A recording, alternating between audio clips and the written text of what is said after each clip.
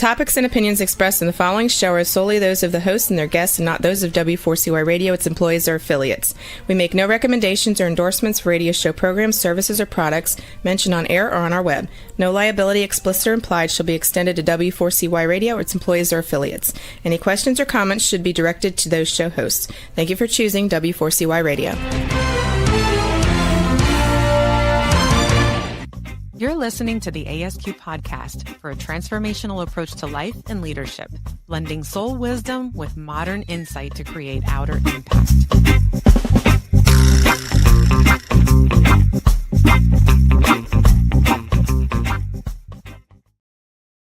All right. Yeah. Well, welcome, Soul Questers, to another episode of the ASQ Podcast Live. Yes, welcome. How are you? I'm good. I'm excited about today's guest. Yeah, this is our last guest of the year, by the way. I know, it's so crazy. Yeah, it's a very going out with guest. A bang. We are going out with a bang. We are. And, I'm excited about this guest, and I'm going to have you introduce her in a moment.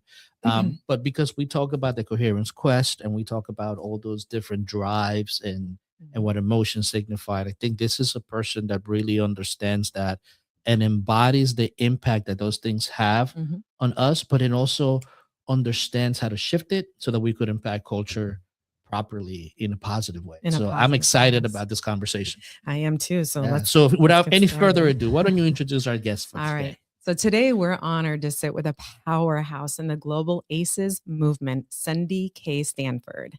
She's the founder and chief visionary officer of Adverse Childhood Experiences Matter, a leader who blends academic excellence, lived experience, and deep purpose to help the world rethink adversity, healing, and post-traumatic growth. Cendie isn't just raising awareness, she's building the antidotes and creating spaces where purpose, resilience, and transformation become possible. We're excited to explore her journey, her mission, and the movement she's leading.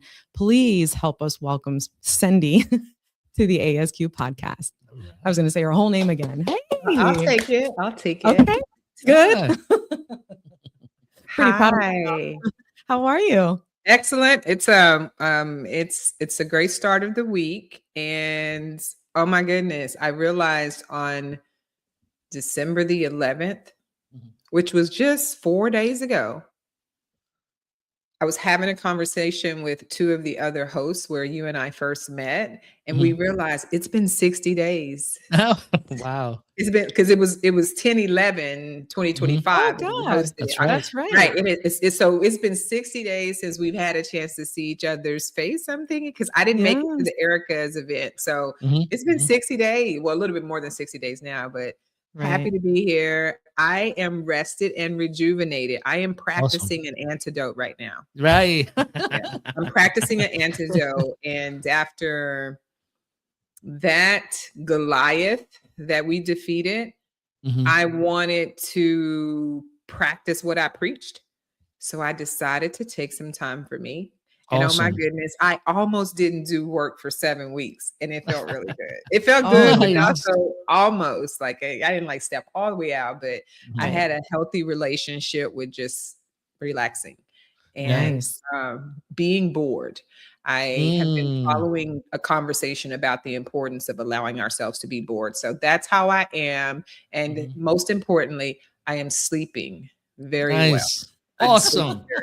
Awesome. Those are things that are under appreciated in our culture, right? The hustle culture, the importance of sleeping and the importance of just being bored, I love that. To contemplate and just to be. So that's awesome to hear that. Yeah, I love that. It makes me feel better about the fact that we're taking the last 2 weeks off in December, and hopefully I will be bored too. Be bored. We should start a campaign. Be bored. Yes, we should. We should. Well, maybe it's like be bored, a different kind, because I think I don't want to get too far into the podcast, but sometimes we can get bored, and then we do things that may be unhelpful. Anyhow, be bored. Yeah. Maybe there's a campaign there. Yeah, we'll talk after. We'll talk offline. Afterwards. Talk after the talk. This leads us into the conversation. Like, how do you come about ACEs and recognizing first ACEs within yourself, and how did you mentioned some of the antidotes that you are actually putting into practice right now, but Talk to us about what led you into this individual personal conversation about ACEs and how it manifested in your life.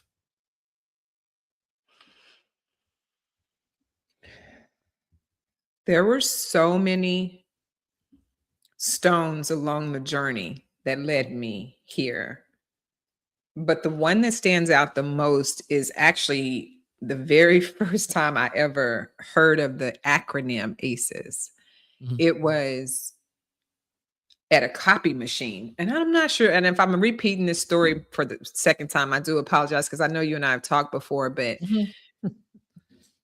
at a copy machine in 2020, I'm going to say February of 2020, somebody left the inventory, the questionnaire, just one sheet of paper on the copy machine. It was my turn to go up next. And I moved that paper off and I went to make my copies of whatever I was copying at the time. And I looked at that one piece of paper as I moved it off, and it was a very personal, some personal questions on there. And it was like 10 of them Mm. at the time. So long and short, I'll fast forward. I like to tell people that this conversation found me. Mm.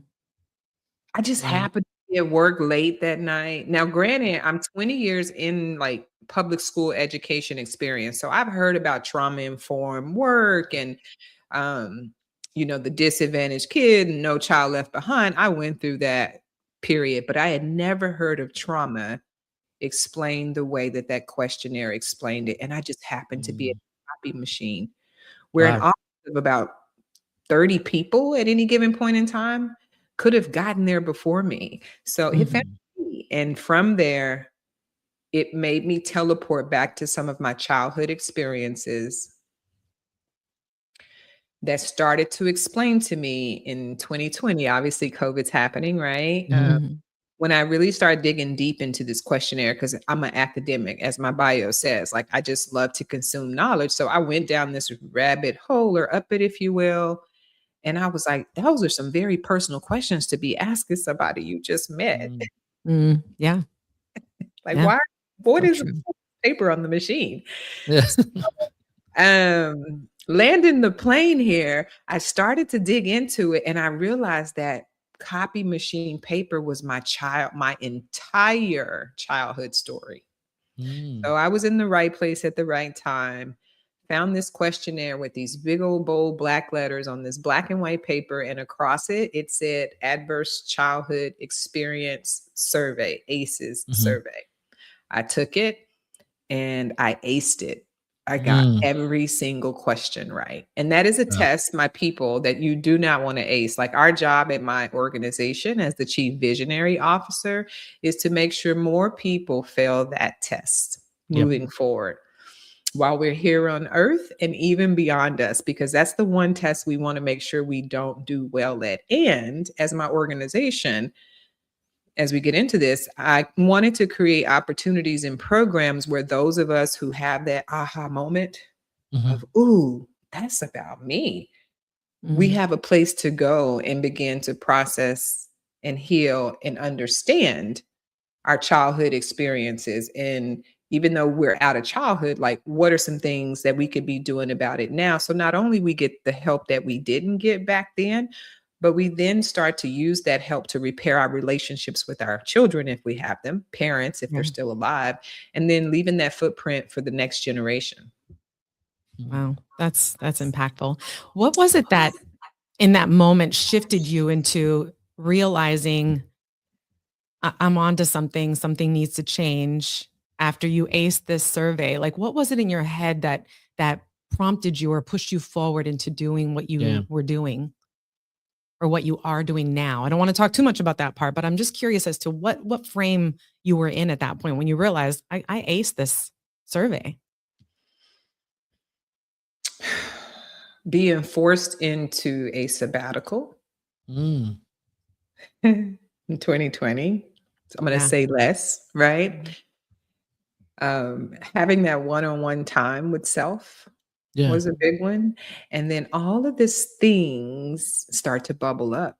I'm unemployed, but I've got several degrees and a nice impressive resume, and I think I do right by the people for the most part. What is going on? So I was really forced to get in the books of wanting to understand this whole thing about emotional intelligence. Mm.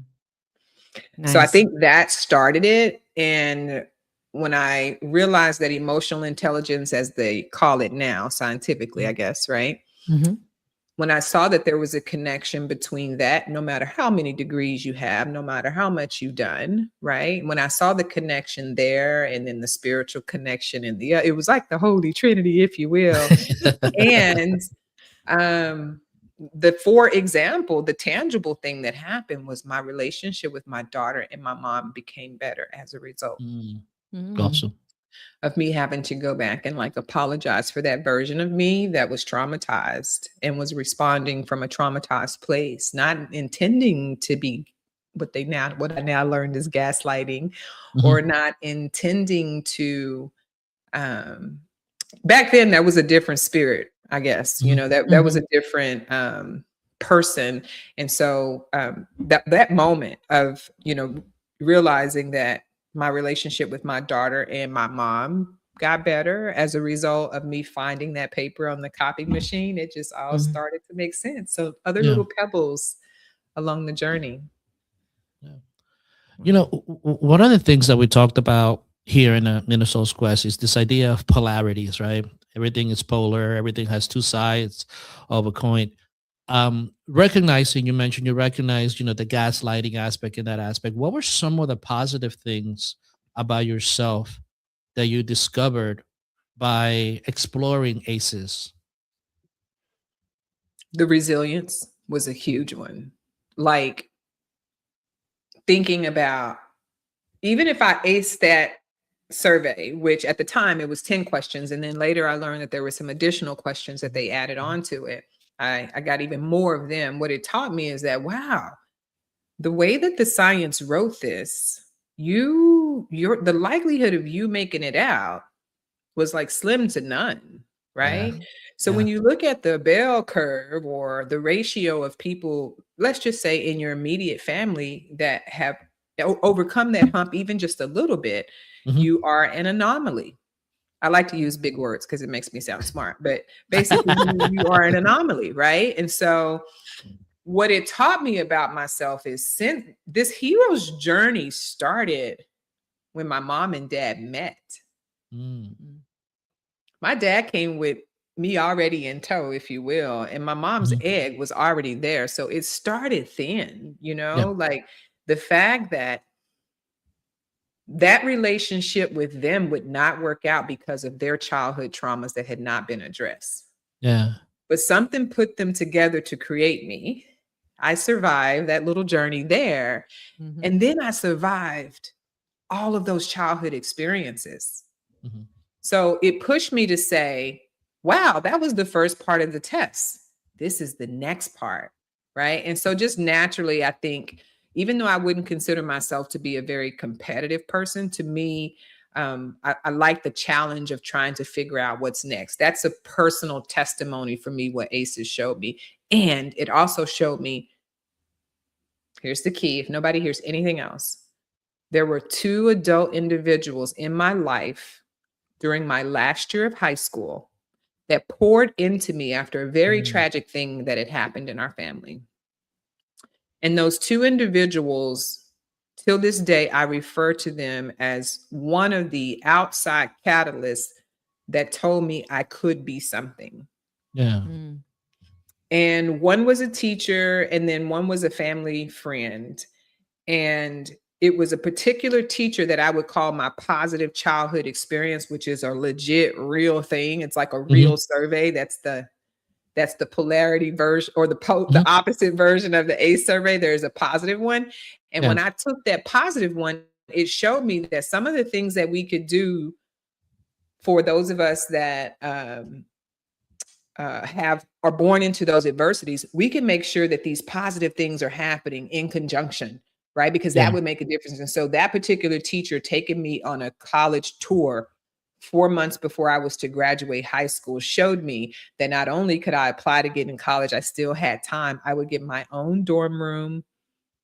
I would have I would have a shared bathroom basically, but it would be cleaner than what I was coming from. And so he encouraged me to go through with that. So it was adults that weren't in my immediate family because, again, you know, the mirror, like they were an image of what I would become if I'd have stayed. And so it was, again, the hero's journey started with my mom and dad meeting, and then being abandoned by that dad, adverse childhood experience, right? Being raised by a single mom in poverty, another adverse childhood experience. So all of those adverse childhood experiences along the way, I was born to be a hero. I basically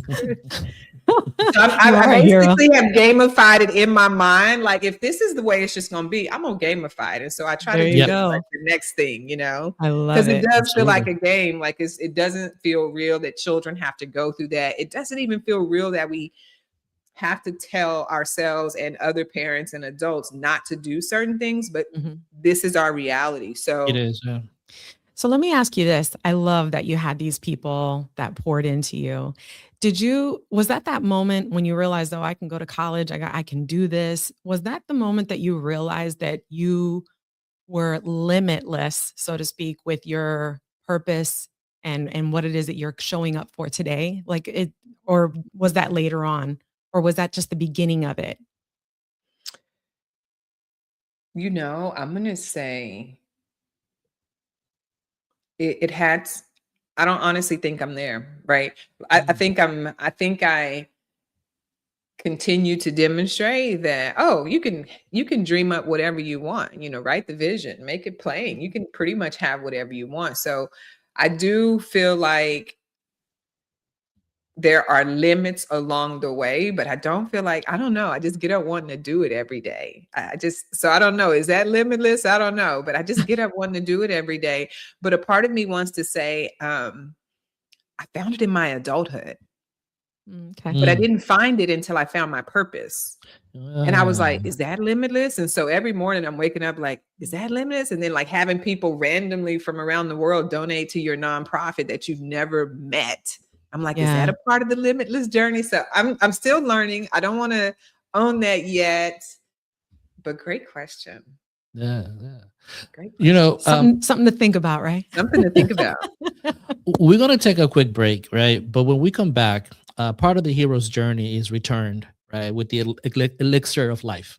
So when we come back, I want to talk about your organization, the work that you are doing, but I also want to get into the synchronicities, right? Those hidden hands that come out of nowhere to push you in that direction of your dream. So let's take a quick commercial break, and we'll be back with Cendie after this.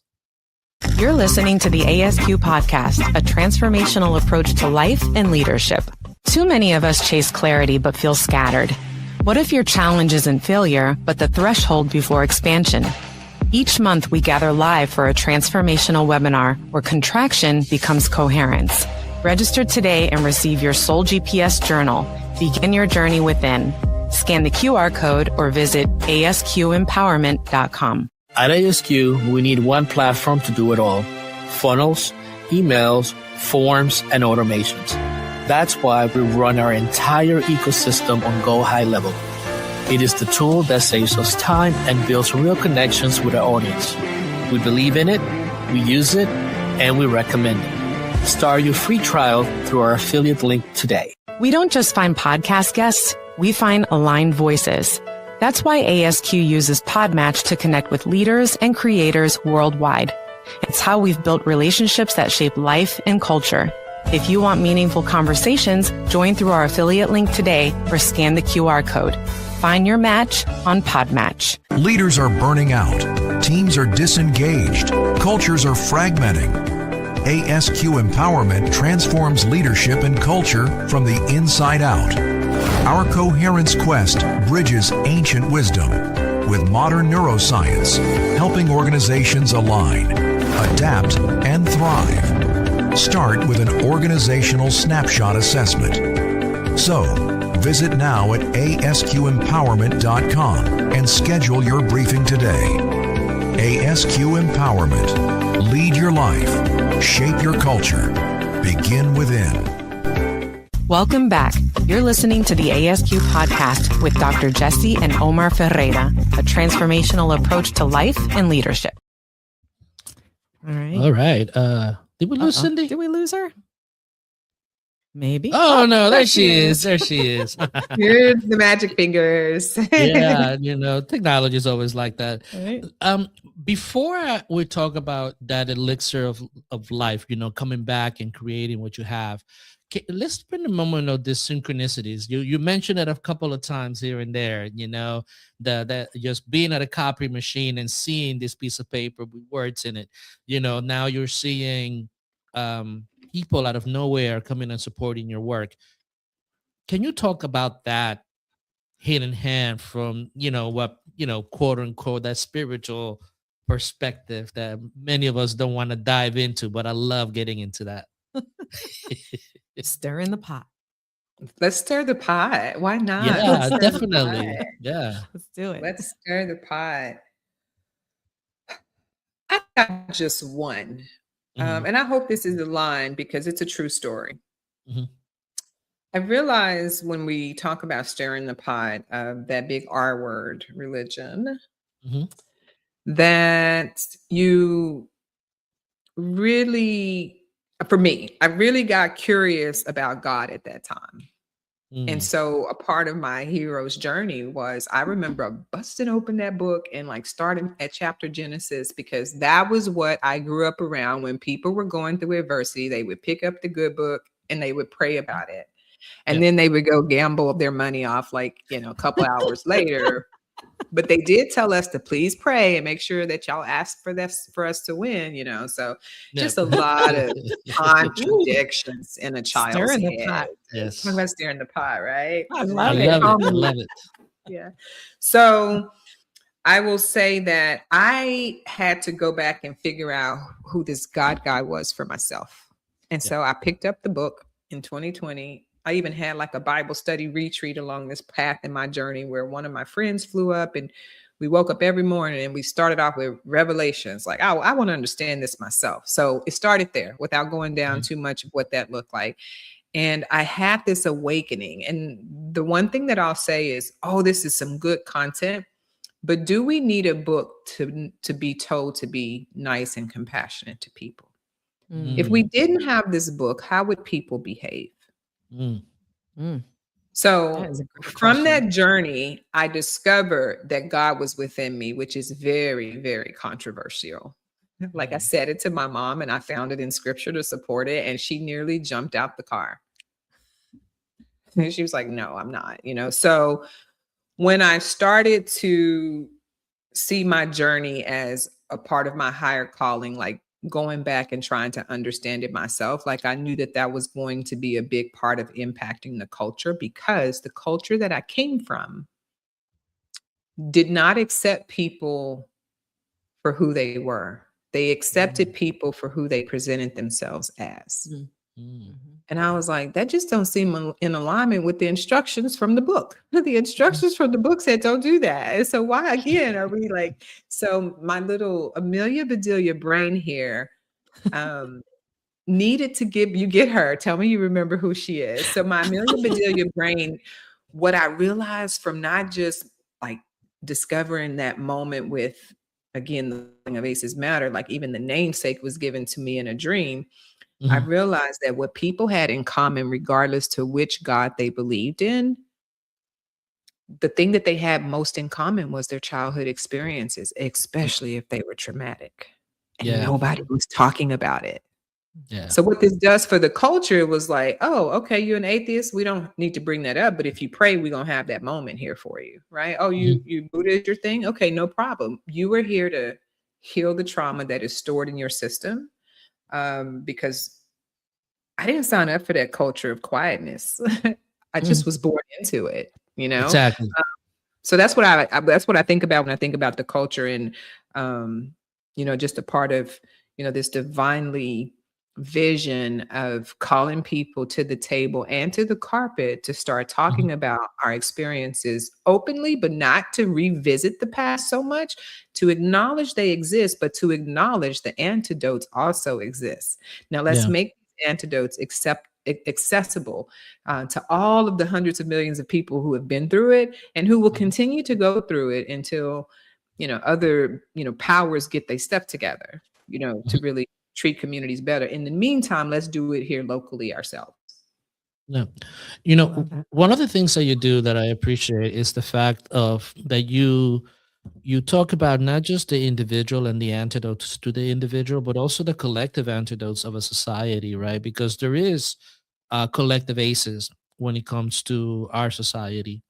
Can you speak of the important transitional process of the individual overcoming their ACEs, consequently impacting everything around them, and then consequently impacting culture? Because those things, they're like the micro and the macro of life, and it needs to go. Like, can you talk about the importance of those?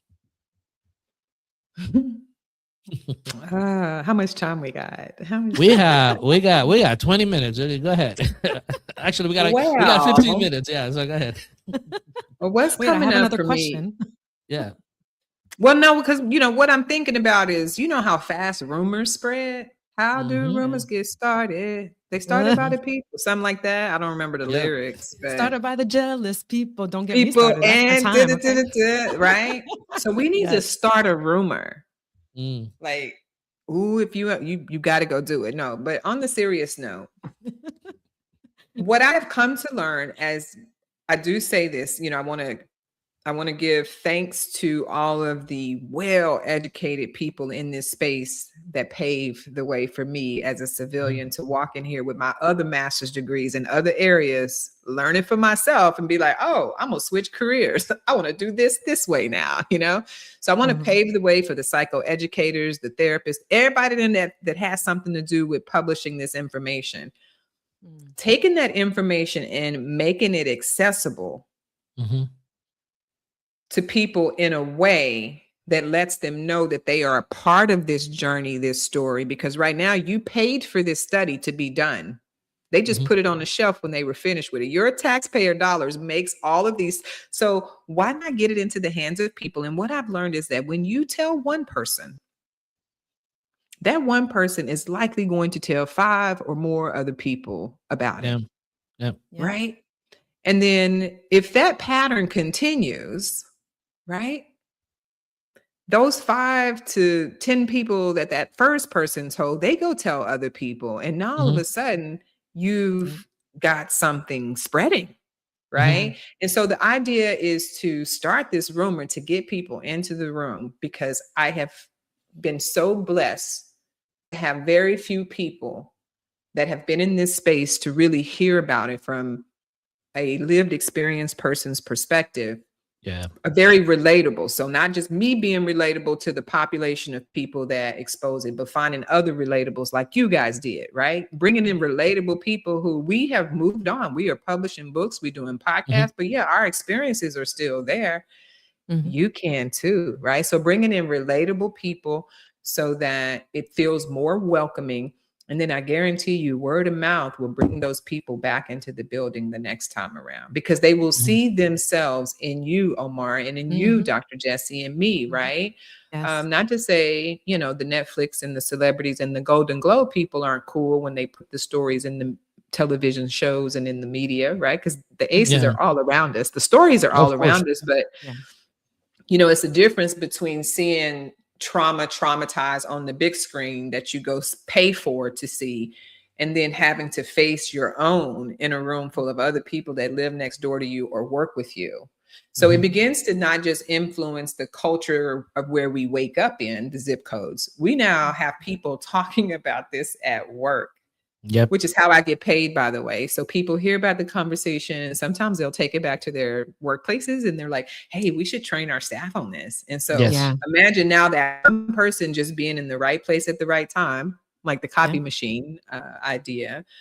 That person hears about it and then took it back to their church congregation. So now I have 25 people in the room learning about ACEs when it was only one person that showed up to the watch party. Does that make sense? Yep. That makes perfect sense. Absolutely. That makes perfect sense. I have a question.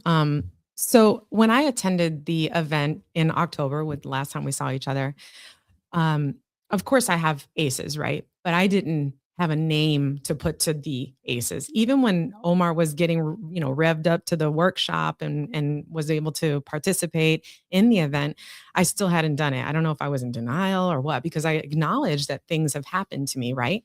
So I went ahead and did the little survey, which is now I think 7 questions or 8 questions. No, it's the longer one. Still, it was longer. Okay. Well, I did it and I was like, oh damn, I got like 7. Is that what? And so I listened and I even made a reel on it because it changed me, that experience. I was like, oh my God, I have a name for these experiences now, right? So shifting to that, I have a question that I actually wrote down because I wanted to make sure I asked it correctly. What do you believe changes in culture and in society, right? When we move from just understanding trauma to actively cultivating post-traumatic growth? Because I'm all about like that, not sitting in that space, but just growing and what are your thoughts on that? I'm hearing first, thank you for that. Thank you. Testimony. Thank you for that testimony. Thank you. Yeah. I want to first make a note of many people that I meet do exactly what you did. Like they heard about it. I even had a board member that had been a board member for like 18 months and was just like, yeah, I know I got them, but I just don't want to know the number. That person goes, I'm not really a numbers person. So I just didn't really want to like take it. That's so funny. Okay. I resisted the temptation to take it initially. Yeah. It was the second part of the day that I was like, you know what, let me just take this darn thing, And I was just like, what? Yeah. So to that point, I don't know if you guys can, travel back in time in the 80s when HIV was a big thing. And then of course, everybody was worried about getting tested. Had an opportunity to speak for an organization that focuses on HIV prevention and made the comparison that for some people, this is like not wanting to know your status because now you have a starting point. Awareness in itself is an intervention. And so just like any human thing that we struggle with in reality, or that's an opportunity on the game board for us in reality, when you become aware of something, you got to take the red pill or the blue pill in that moment. So sometimes it's better just as, not associated with a number because now you have a metric that you can start from, right? Let's say I got 10 and I haven't had children yet. Now my goal is going to date so that when I do procreate, that my children leave home with less than 10 or whatever that number is for you. So that's that. And when it comes to, I think your question was about, how does the mind change in the culture? Can you give me a little bit more about what you wanted with the culture question? Sorry, I got off script. I'll read you the question because I just really love this question. It's, what do you believe changes in culture when we move from just understanding trauma to actively cultivating post-traumatic growth?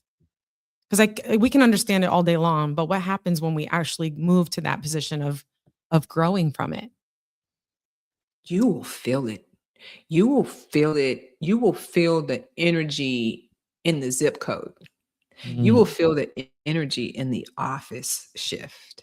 You will feel the energy in the home shift when you start to understand and really appreciate how your experiences, again, are not an excuse. They are a data point of where you can start. If you want to actually, let's say in the home, work on your love language relationship with your intimate partner, right? Now that both of you guys know you came into the relationship trauma bonding, and now there's 2 kids involved. It's too late to go back. It's too late to turn back now. You do what a couple, honestly, like there was a couple who they're still using their platform to spread awareness. And this gentleman, just if I can give a quick testimony, this couple, African-American couple down South Florida, husband was just recently released from prison. There was some, emotional violence in the home, 2 boys, and it was some stuff going on. But when they learned about mirror work through a workshop where ACEs gets mentioned, right? The 2 of them realized they were looking at each other in the mirror, and they immediately got into therapy counseling as a couple, right? And then they immediately started recognize how that was going to impact the 2 young men that were witnessing that. But it was very normalized for the culture, right? That was how they both grew up. So kids don't remember nothing. But when you get that dose of education and you realize that, oh my goodness, this is a big one for me. I pass this down to my child too. Yeah. Yep. It happened to me too. And now the other Me Too movement, it also happened to my daughter too. And so, if this was another Me Too movement, you start to realize that your culture needs to embrace this conversation so that, like I said at the summit, we don't take our hurt to the dirt. Mm-hmm. Right? Because them secrets will, them secrets will sprout up in those roots. And now you got cousins and uncles repeating the same patterns, and aunts and, and so not taking our hurt to the dirt. I hope this is one thing that our platform does for organizations is giving people the language, right? It's not a foreign concept. It's a scientifically studied concept. And $300 million later, we have spent in tax dollars investigating how bad do these experiences really mess up people. Like, they are investing money watching this. And so let's do something with it. Yeah, I love that. Thank you. Let's talk about men. Let's talk about men, baby. Let's talk about men, baby. I love it. Hey, all the good things and the bad things they may be. Let's talk about. So love it. A couple of weeks ago, we had a local friend here from Tykes and Teens, Jay Biscani. I asked him to put a presentation together about the studies of men and ACEs, right? And he's a therapist, and he looked and he did the research, and the only work that he was able to find was on incarcerated men on ACEs, and one of the data points that he brought up was the fact that 7 out of 10 men in prison, prior to being in prison, were sexually abused. So let's talk about men and ACEs, because as a person that works with men on a regular basis, opening that doorway is very challenging because of the cultural barriers that we have put on men. So what can you give us some insight on the work that needs to be done with men, and what are the things that you have found out about working with men and ACEs? I'm going to start with that last question. One of the things that I have found out since doing the conversation on ACEs is that sexual abuse against men is common, or like young boys is common.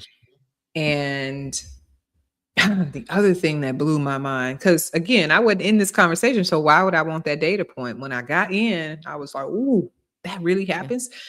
So now I've got these men who were once strangers now opening up, telling their story for the first time. You probably know this, right?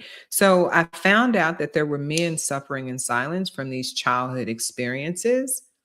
And one of the most alarming and gut-wrenching, probably more common than not, stories that a lot of these young boys, before the word sex trafficking existed, before that name, before it earned its name, were being trafficked. That word, that big old word. I like to use big words that I can pronounce. I can't use that one today. Oh, you're funny. Traffic. Mom can't pay bills, or a child overheard mom saying she didn't have enough to pay rent, and here you got Uncle so-and-so saying I can right, in exchange for. So like, boys being used for their body parts, sometimes unknowingly, and sometimes they've been, manipulated by these older men in exchange for cash. So growing up in poverty, one of the data points that came up is that if you were a young lady growing up in poverty, the chances of you leaving home 10 ACEs doubles. I mean, like extra. And then if you were a boy growing up in poverty, you're going to have at least 4 of those categories. And guess what? One of the most popular categories of those 4, sexual abuse, all because you're born in poverty. People with poverty sometimes maybe not have the language talk about what happened. Of course, I see things changing now, but in terms of the one about the culture you asked, what was the question? Remind me about, because I got it really into that. What was the one about the culture that you asked? So the men are conditioned to put these certain barriers when it comes to expressing emotions, to be able to express what's the things that are challenging, and instead they suppress them and they hold them inside. Something I wanted to mention in relationship to what I've seen work and I'd like to see more of when it comes to men. And this came up. I hope this will be a good example because I want to point this out. I follow a very prominent gentleman on LinkedIn, and this gentleman has been in the political space, African-American gentleman. He gave a really honest testimony about going and doing the tests with the doctor where they have to put the finger in the place and like make you cough, and everybody should do it. But okay, that test that nobody wants to do, the men don't want it because it's like, what's the name of the test? Prostate exam. Yeah, prostate exam. To see this gentleman who I've seen in person, very, let's say of the culture, whatever that is, right? Depending on where you come from, to see him openly talk about doing that and getting comfortable with the whole masculine thing of allowing somebody to do that. I'm going to land the plane to say, well, what if we could get more medical doctors in on this conversation where while we have you here or have you, not to hurt you twice, but, here's something to think about, right? And so long and short, I want to get creative with who all knows about this, especially when we get men to come to these conversations or do something that they would normally do because it just wasn't manly or a part of the culture. I think we should be working on getting more people who are having these conversations like yourself with men educated on ACEs so that they then can use that to influence how they are relationshiping, because it definitely helps if you're in an active relationship. But most importantly, if you have not found that one, to know this information before you started searching for your one. Let's take this into account. Yeah. Because this may save you a lot of time and headache with somebody who may not understand your story. Yeah, that's a big one. Wow. Yeah. I love it. No, this is it's been an amazing conversation, and I know that you will continue to do that. And so as we begin to wind down and come to the end of our conversation, talk to us about ACEs Matter, and talk to us about how people connect with you. Talk to us about your messaging. How do they find you, and how do they get involved? We need more volunteers because right now, thank you. You guys sounded amazing. And I've enjoyed this as well, too. So we could use a lot more adult volunteers who are super excited about spreading awareness. To get involved means to sign up on our newsletter, give us access to reach out to you. If you say you're going to volunteer, there's an option on that volunteer form or even following the newsletter form. We keep track of that because we are a 100% volunteer-led organization.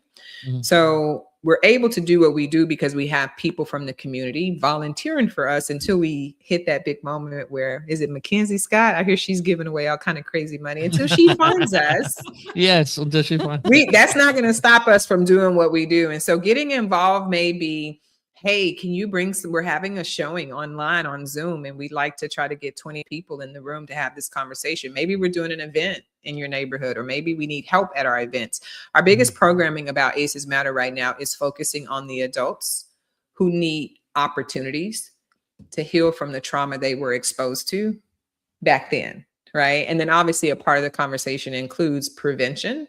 But the whole pie is all about awareness and education. And so our piece of the pie right now is to spread awareness through creative ways, like our comedy show. We have a comedy show coming up in May where we have a cohort of people who have gone through lived experiences, and they get to actually take a part of their story and do something very bold. And they're going to get to do stand-up comedy for the first time. So awesome. It's an invite-only program, but it's a part of how we are getting creative with helping people be more open, because you just never know how your story might impact that one person who's in the right place at the right time. So May 27th is currently the date. You can find the tickets on Eventbrite, but that's just one of the things that we do. So other opportunities for people to volunteer, buy somebody else a ticket, or show up yourself. Awesome. Love it.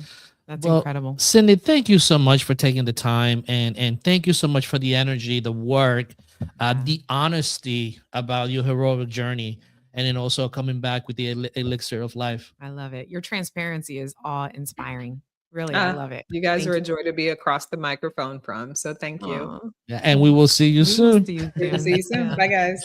All right, Soul Questers. We'll be right back after this. You're listening to the ASQ podcast, a transformational approach to life and leadership.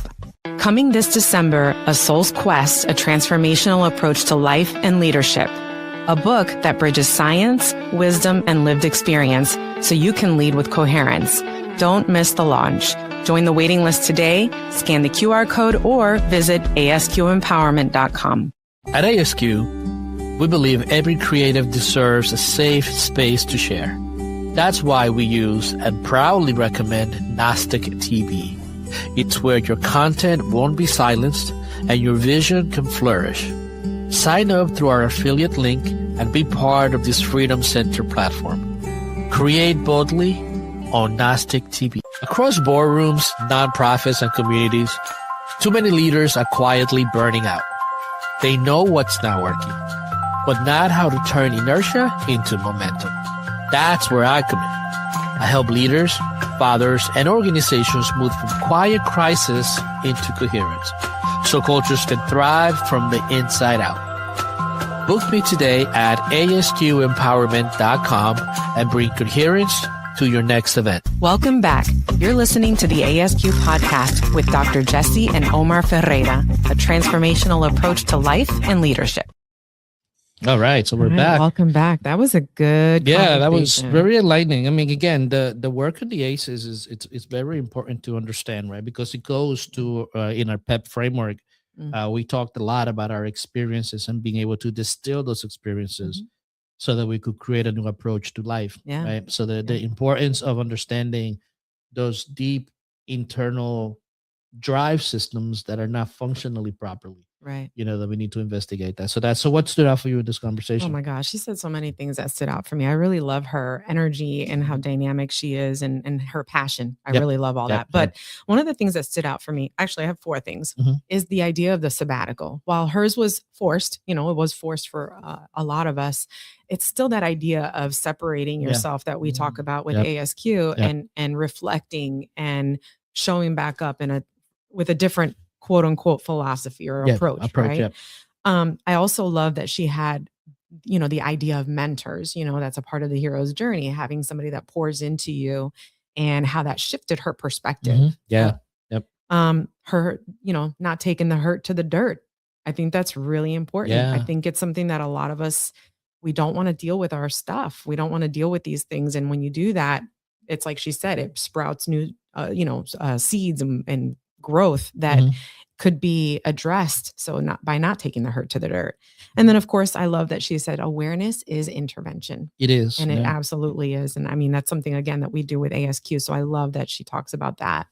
Those are the things that I thought stood out for me. Yeah. To me, I'm always curious about this idea of synchronicities and things happen that push you in a certain direction. The mystery of that, that's always intriguing for me.